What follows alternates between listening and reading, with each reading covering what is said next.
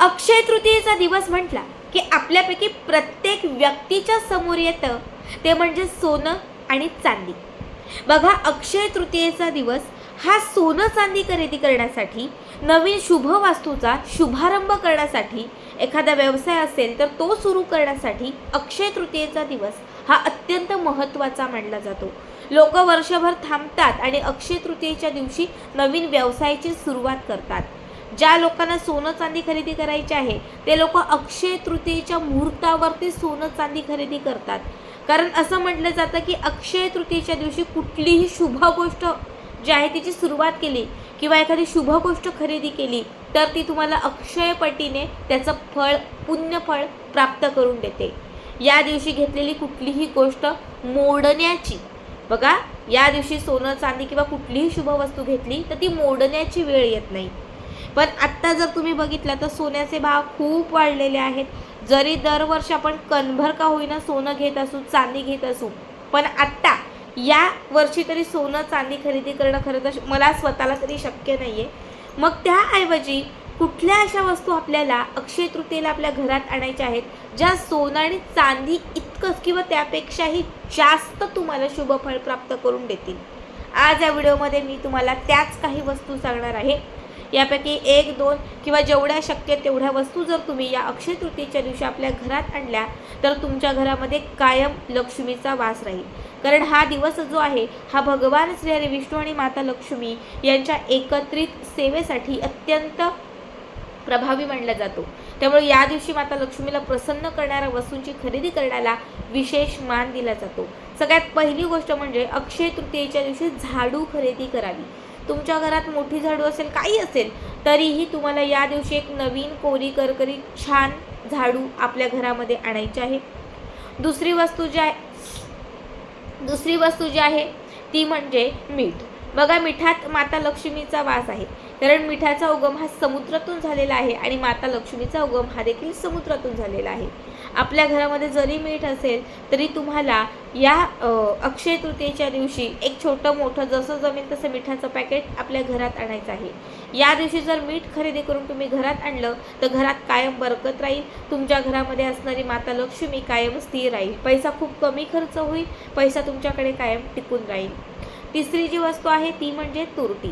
बघा, तुरटीत सुद्धा माता लक्ष्मीचा वास आहे. जर धन वृद्धी करायची असेल, कर्जमुक्ती करायची असेल तर तुरटी खूप महत्त्वाची मानली जाते.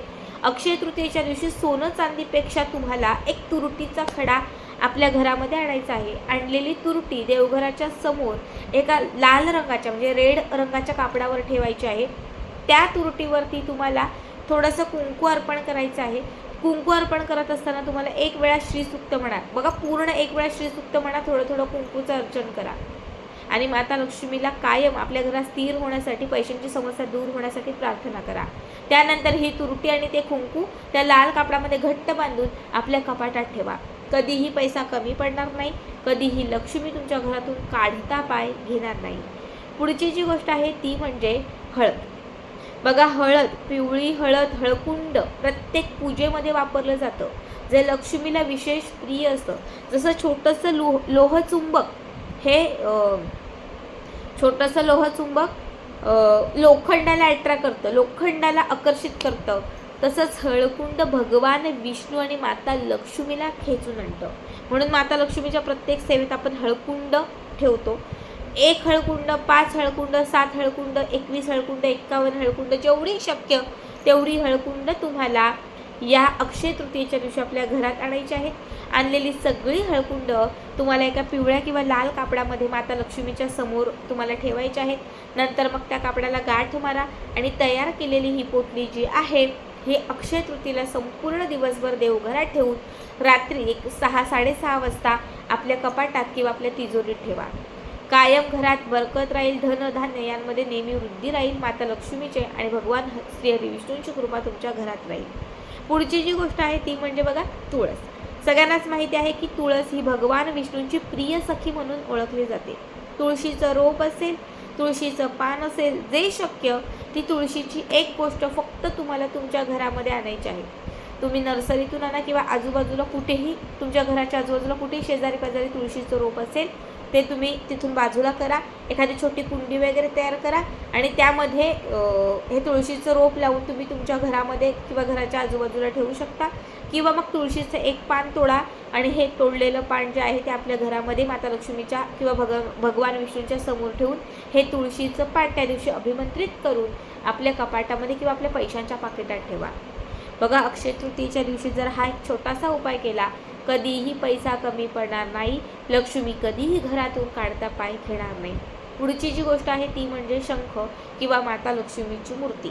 अजूनही ज्यांच्या घरात माता लक्ष्मीची मूर्ती नाही आहे, तुमच्याकडे कुलदेवीची मूर्ती आहे, बाकी आहेत पण ताई आमच्याकडे माता लक्ष्मीची मूर्ती नाही आहे, तर हा अक्षय तृतीयेचा दिवस खूप पवित्र आहे.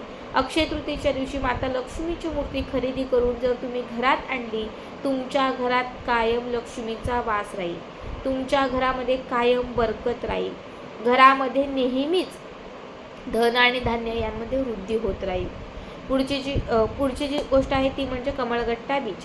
कुणी तिला कमळगट्टा बीज म्हणतं, कुणी तिला कमळगट्टा मणी म्हणतं. बघा, कमळ हे माता लक्ष्मीचं आसन आहे. अक्षय तृतीयेच्या दिवशी हे आसन म्हणजे कमळ बीज किंवा कमळाचा तो मणी तुम्ही जर घरी आणलात आणि आणलेला हा कमळ बीज जर तुम्ही अक्षय तृतीयेपासून कायम अखंड तुमच्या देवघरात ठेवलात. बऱ्याच लोकांकडं कमळगट्ट्याची माळ असते, त्यावर श्रीयंत्र लक्ष्मीची मूर्ती ठेवतात, पण अजूनही बरेच लोक आहेत की ज्यांच्याकडे कमळगट्ट्याची माळ नाही आहे. तर कमळगट्ट्याची माळ खरेदी करायची असेल तर बघा, हा अक्षय तृतीयेचा मुहूर्त खूप पवित्र आहे. या दिवशी जर तुम्ही या दिवशी जर तुम्ही कमळगट्ट्याची माळ घरी आणलीत, नाही तुम्हाला शक्य कमळगट्ट्याचा फक्त एक मणी जरी खरेदी केलात आणि तो जरी तुम्ही माता लक्ष्मीच्या समोर अखंड तुमच्या देवघरात ठेवलात, तर तुमच्या घरामध्ये कायम सुख, समृद्धी, ऐश्वर यांची प्राप्ती राहील.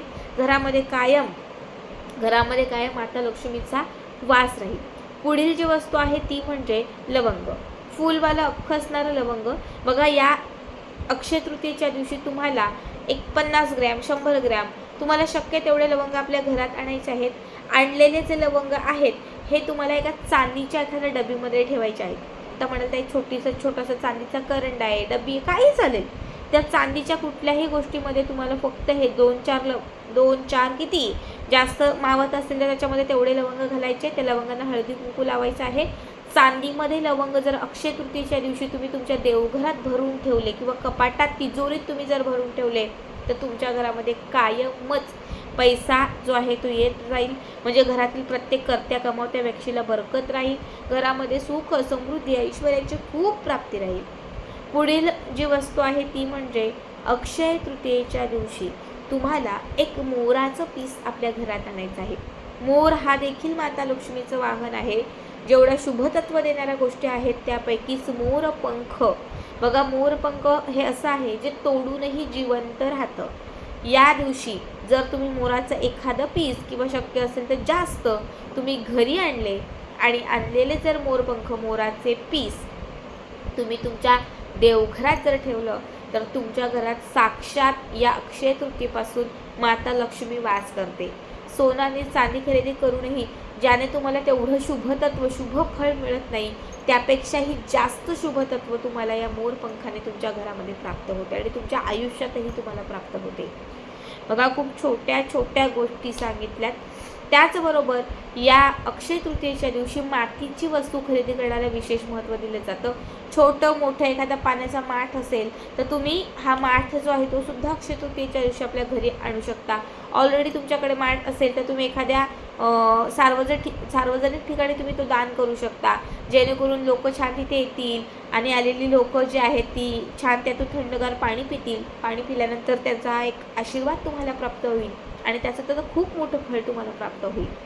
शिवाय अक्षय तृतीयेच्या दिवशी तुम्हाला जर कुठल्याही गोरगरीब गरजू व्यक्तीला काही दान करता आलं, काही असेल, मग ते वस्त्रदान असेल, अन्नदान असेल, काही, तर तुम्हाला जर दान करता आलं तर तुम्ही ते करू शकता. त्यानेही तुमच्या आयुष्यात कायम सकारात्मकता आणि पॉझिटिव्हिटी राहील. शिवाय जे दानधर्माचं पुण्य आहे ते फळ तुम्हाला अक्षय तृतीयेला प्राप्त झालं तर त्याचं शुभतत्व कायम तुमच्यासोबत टिकून राहील. कधीही वाईट वेळ येणार नाही. कुणी कितीही तुमचा वाईट करायचा प्रयत्न केला तर जी पुण्यफळं तुमच्यासोबत आहेत ती कायमच वाईट शक्तींचा नाश करत राहतील. खूप साध्या सोप्या गोष्टी सांगितल्यात. यातील एक गोष्ट शक्य, 2 शक्य, जेवढ्या शक्य तेवढा आणा, पण नक्की आणा.